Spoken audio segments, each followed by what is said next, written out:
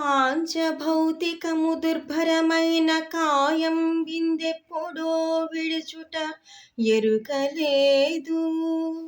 శతవర్షముల దాక మితము చెప్పిరి కాని నమ్మరాదా మాట నిమ్మనమున.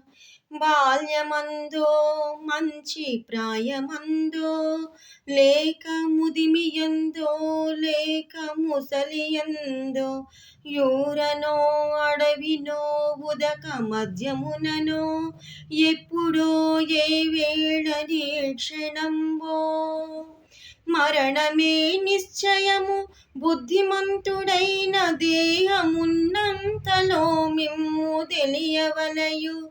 భూషణ వికాస శ్రీధర్మపుర నివాస దుష్ట సంహార నరసింహ దురిత దూరా.